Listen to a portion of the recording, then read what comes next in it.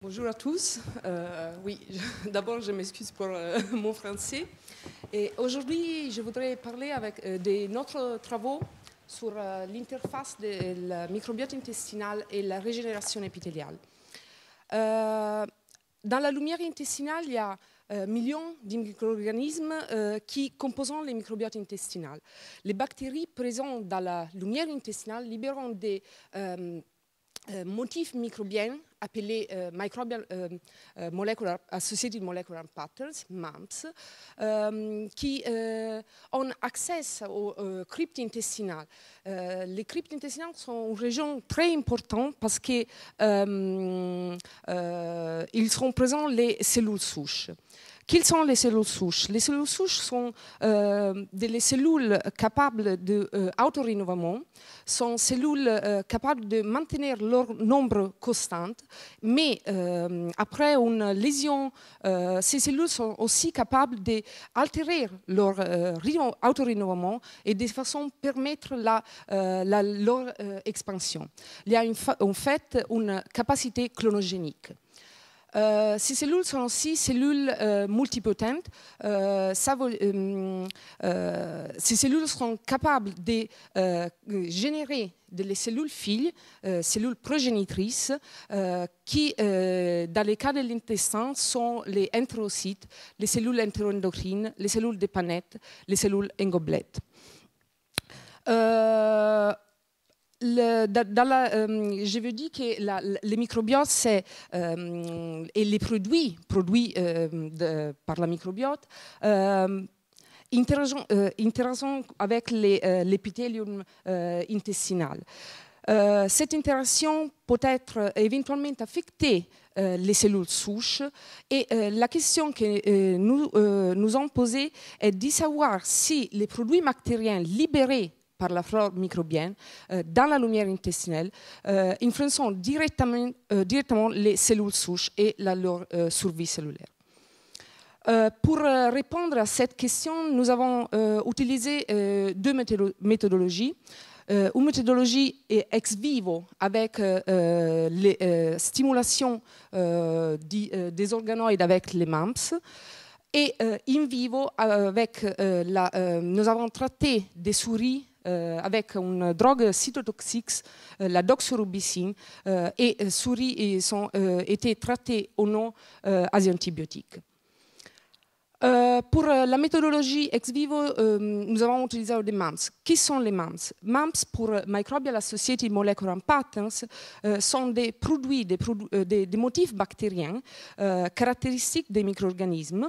Et parmi ces MAMPs, nous retrouvons des éléments de la paroi bactérienne, comme les lipopolysaccharides, les peptidoglycans, et aussi le flagellum, qui est le composant de certains flagelles de certaines bactéries. Il y a aussi l'ADN bactérien ou l'ARN viral. La caractéristique de ces MAMPs sont qu'ils sont très conservés, mais ne sont pas produits par l'hôte. Ces MAMPs sont reconnus par l'hôte par des récepteurs de l'immunité innée, les Pattern Recognition Receptors, PRR. Et il y a deux types de PRR. Les Toll-like receptors, TLR, qui sont des récepteurs transmembranaires qui reconnaissent spécifiquement certains MAMPs. TLR2 reconnaît les lipoprotéines, TLR5 la flagelline et TLR4 les lipopolysaccharides. Il y a aussi des récepteurs cytoplasmiques, les protéines NOD, qui sont des récepteurs reconnaissant des structures distinctes du peptidoglycan. Nodin reconnaît une structure contenant un tripeptide, en particulier avec l'acide mésodiminopimélique. Nod2 reconnaît une structure contenant un dipeptide appelé muramyldipeptide, MDP. Je veux dire que nous avons utilisé aussi les organoïdes. Quels sont les organoïdes? À partir d'un intestin de souris, nous purifions les cryptes intestinales et nous les intégrons dans un gel matriciel. Et avec aussi des facteurs spécifiques de croissance que vous avez indiqués ici. Ces cryptes se développent en formant des structures tridimensionnelles appelées organoïdes. Cet organoïde représente l'architecture crypte-villosité avec une lumière, un domaine du type villus et des protrusions qui ressemblent à des cryptes avec les cellules souches. Il y a aussi tous les 4 types de lignes cellulaires que nous avons vus dans l'intestin. La présence des cellules souches, grâce à la présence des cellules souches, les organoïdes, les organoïdes peuvent être maintenus en culture pour plusieurs jours. Ici, vous avez organoïdes en culture depuis des semaines. Pour répondre à la question si les MAMS influencent les cellules souches, nous avons ajouté des MAMS à cet organoïde. Nous avons stimulé les cryptes avec différentes MAMS et compté le nombre d'organoïdes vivants après 4 jours de culture. Nous avons observé qu'il y avait environ 5 fois plus d'organoïdes en présence des peptidoglycanes qu'en absence de stimulus ou avec les autres MAMS, comme la lipopolysaccharide, la flagelline, les lipoprotéines ou l'ADN bactérien. Cet effet était visible après stimulation par les fragments des peptidoglycanes reconnus par nos deux, les MDP, mais pas avec les ligands de node 1, les tétradapes. Ça a indiqué que l'effet est dépendant des nodes 2. Aussi, pour déterminer si l'augmentation des nombres des organoïdes que nous avons observés en présence des MDP est due à une augmentation de la survie cellulaire, nous avons évalué l'élargage de la lactate d'hydrogénase cytoplasmique pour mesurer la mort cellulaire. Et ici, vous pouvez le voir qu'en présence des MDP, il y a moins mort cellulaire en comparaison avec organoïdes pas stimulés. Avec ces expériences in vitro, nous avons montré qu'un produit bactérien comme l'MDP a un effet cytoprotecteur sur les organoïdes et que cet effet est aussi dépendant de node 2. Parmi les cellules constituantes les cryptes cellulaires, les cryptes intestinales et les organoïdes, nous avons aussi montré que sont les cellules souches qui expriment les plus de node 2.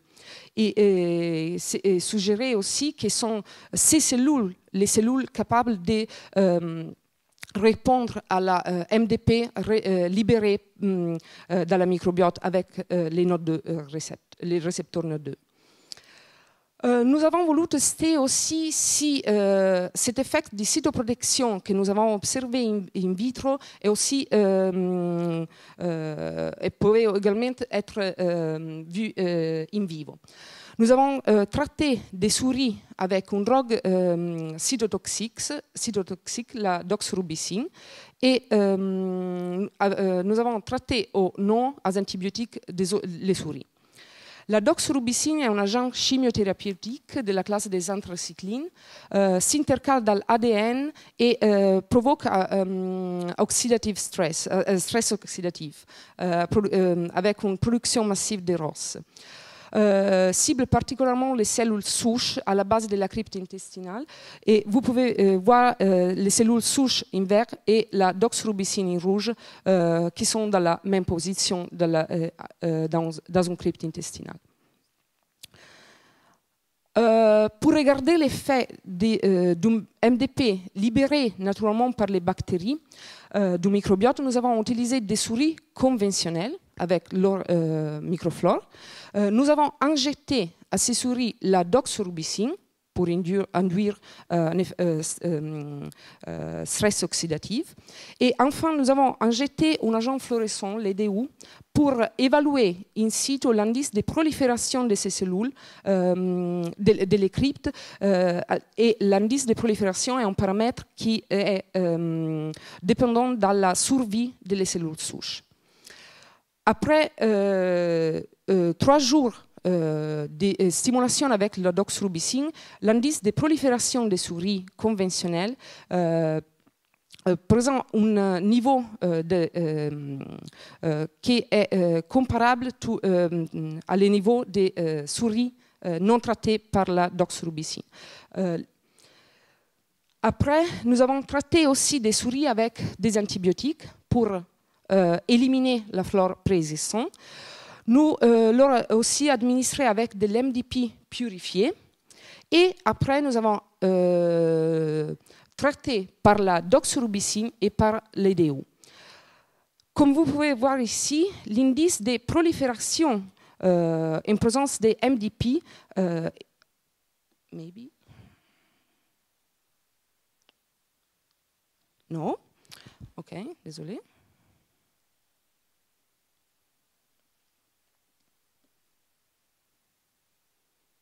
Ok, bah, ok.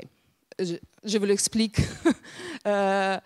L'indice de prolifération par l'animal traité avec les MDP était comparable à les animaux pas traités. Au contraire, des animaux pas traités avec les MDP, mais avec la doxorubicine, mais aussi traités avec les antibiotiques, présentant un indice de prolifération réduit en comparaison avec les animaux non traités. Ça a été à indiquer que l'MDP a un effet de cytoprotection dans les dommages induits par la doxorubicine. Enfin, pour confirmer l'effet observé l'effet observé de Pron dans nos deux, nous avons comparé l'effet de la doxorubicine chez des souris conventionnelles non transgéniques et des souris conventionnelles inactivées par NOD2. L'absence de NOD2 et l'absence de NOD2 en rouge, vous pouvez voir que la régénération est pas après 3 jours de doxorubicine, les cribs ne sont pas capables de régénérer. À partir de ces résultats ici, nous pouvons voir que la régénération après dommage induit par la doxorubicine dépend des facteurs libérés par la flore intestinale et qui, en particulièrement pour les MDP et les NOD présents dans les cellules souches.